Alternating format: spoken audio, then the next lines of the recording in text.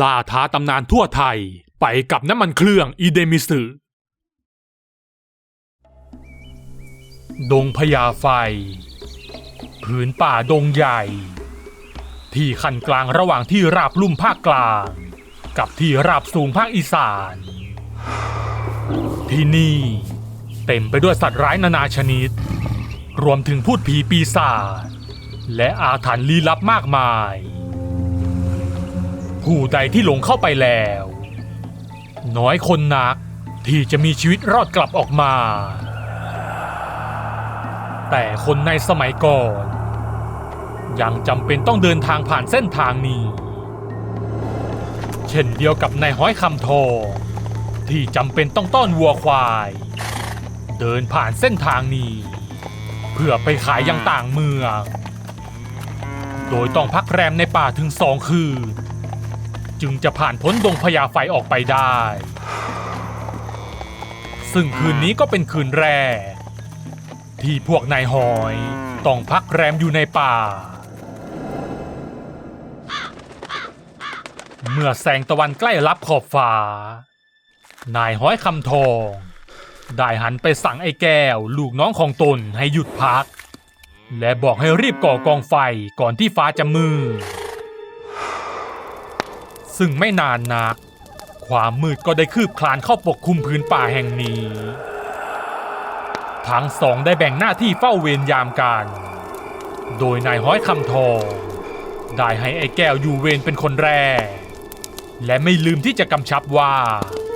ให้ดูกองไฟไว้ให้ดีอย่าให้มันดับเด็ดขาด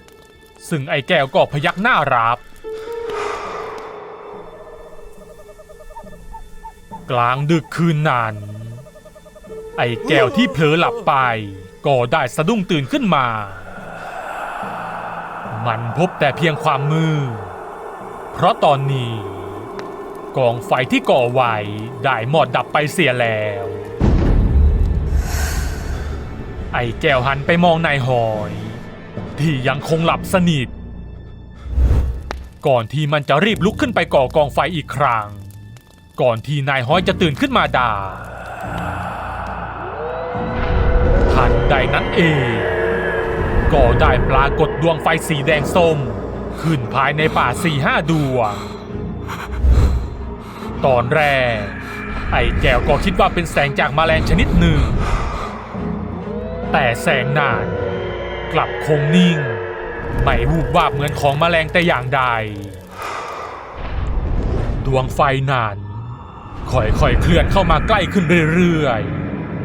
ๆไอ้แก้วที่ตื่นกลัวมันจึงอ้าปากเตรียมจะร้อง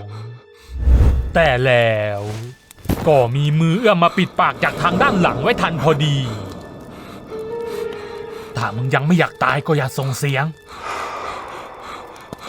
เสียงนายห้อยคำทองกระซิบที่ข้างหูไอ้แก้วจึงพยักหน้าก่อนที่นายห้อยจะบอกให้มันนอนอยู่เงียบๆห้ามส่งเสียงหรือทักท้วงอะไรทั้งนั้นไอ้แก้วนอนตัวสั่นจ้องหน้านายห้อยคำทองด้วยความกลัวในขณะที่ดวงไฟปริศนากำลังลอยเข้ามาใกล้พวกเขาเรื่อยๆมันลอยวนไปวนมาอยู่อย่างนานก่อนที่จะถอยห่างออกไปไอ้แก้วได้ผงกหัวขึ้นมามองตาก็เห็นว่าดวงไฟนั้นลอยไปที่ฝูงควายของพวกเขาที่กำลังแตกตื่นส่งเสียงร้องดังระงมนายห้อยเราจะทำยังไงดีเอ็งอยู่เฉยๆเดี๋ยวข้าจัดการเองนายห้อยคำทองบอกเสียงเข้มก่อนจะยกปืนที่บรรจุกระสุนเงินอาคมเล็งไปยังดวงไฟผีขโมยแล้วลั่นไกออกไปเสียงดังสนั่นทำให้ดวงไฟผีดวงหนึ่งแตกสลายหายไปพร้อมกับดวงไฟดวงอื่นๆที่พากันลอยหนีหายเข้าไปในป่าเมื่อถึงรุ่งเช้าแม้นายห้อยคำทองจะจัดการกับผีขโมยและไล่มันไปได้แต่เขาก็พบว่าควายของเขาได้ตายไป1 ตัว โดยที่มีสภาพสูบผอม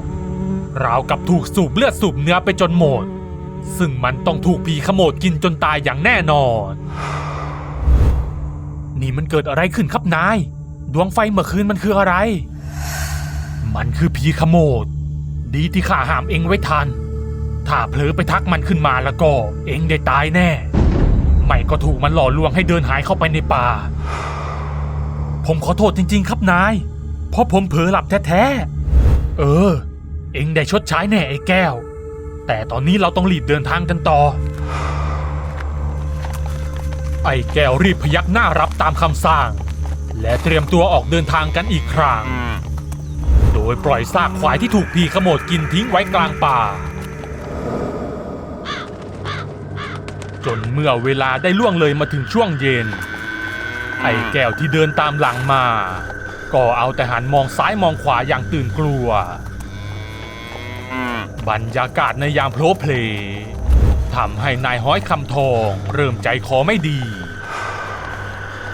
ก่อนที่หางตา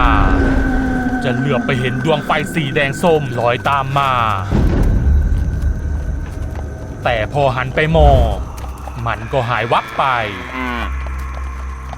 นายห้อยคำทองรู้ได้ทันทีว่าผีขโมดมันได้ตามพวกเขามา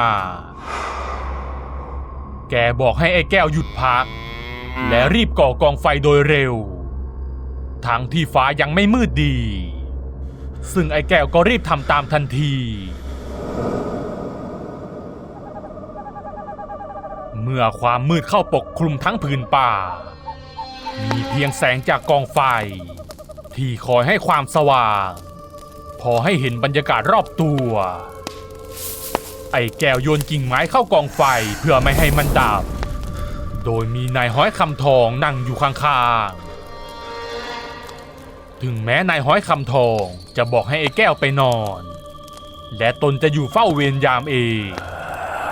แต่ไอ้แก้วก็กลัวเกินกว่าที่จะหลับตาลงได้จึงมานั่งอยู่ด้วยกัน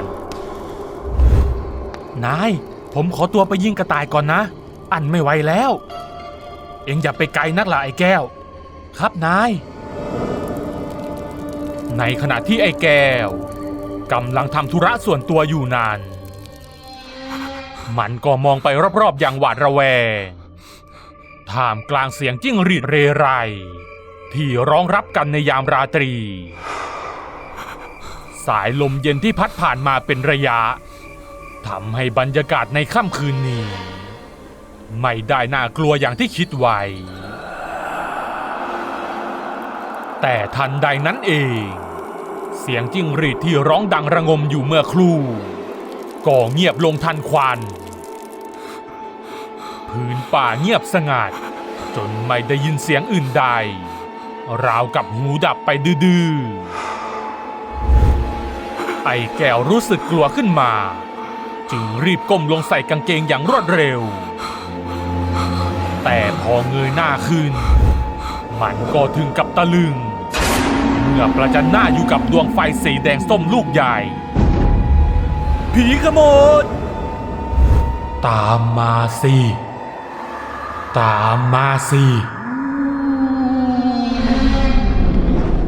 เสียงกระซิบที่ดังออกมาจากดวงไฟราวกับสะกดให้ไอ้แก้วตกอยู่ในภวังค์ก่อนที่มันจะค่อยๆก้าวเดินตามดวงไฟที่ทอดยาวลึกเข้าไปในป่าอย่างคนไร้สติด้านนายห้อยคำทองที่เห็นว่าไอ้แก้วยังไม่กลับมาสักทีจึงตัดสินใจคว้าปืนขึ้นมาก่อนจะหยิบท่อนฟืนติดไฟขึ้นมาเพื่อจะไปตามหาไอ้แก้วในขณะที่กำลังกวาดสายตามองหาอยู่นานนายห้อยคำทองก็เห็นหลังไอ้แก้วไวๆเดินตามลูกไฟหายเข้าไปในความมืดแกจึงรีบวิ่งตามไปอย่างรวดเร็วจนเมื่อมาถึงลำห้วยกลางป่าแกก็เห็นไอ้แก้วกำลังจะเดินตามดวงไฟลงน้ำไปนายห้อยคำทองจึงโยนท่อนฟืนที่ถือมาใส่ผีขโมดทำให้พวกมันลอยหนีไป ก่อนที่แกจะรีบวิ่งไปคว้าตัวไอ้แก้วไว้ได้ทันเวลาไอ้แก้วได้สติสักทีสิวะนายไอ้แก้วที่เริ่มได้สติก็มองหน้านายห้อยคำทองด้วยความงุนงงโดยที่ไม่รู้ตัวเลยว่าตัวเองได้ถูกผีขโมยล่อลวงมาทันใดนั้นพื้นน้ำก็ได้สั่นไหวก่อนจะมีอะไรบางอย่างโผล่ขึ้นมามันมีรูปร่างน่าเกลียดน่ากลัวตัวสีดำเมียมส่งกลิ่นเหม็นสาบจนต้องปิดจมูกนายห้อยคำทองรู้ได้ทันทีว่าผีขโมยพวกนี้ไม่ได้ต้องการจะกินไอ้แก้วแต่หล่อลวงมาเพื่อให้ผีพลายกินมันแย่เขี้ยวตรงเข้ามาหมายจะกินพวกเขาแต่นายห้อยคำทองก็ได้ยกปืนขึ้นมาแล้วยิงออกไปหลายนัดอย่างไม่ปราณีผีพรายส่งเสียงร้องโหยหวนด้วยความเจ็บปวดก่อนที่มันจะยอมล่าถอยกลับลงน้ำไปทั้งสองจึงรีบพากันวิ่งหนีกลับที่พักทันทีเช้าวันต่อมา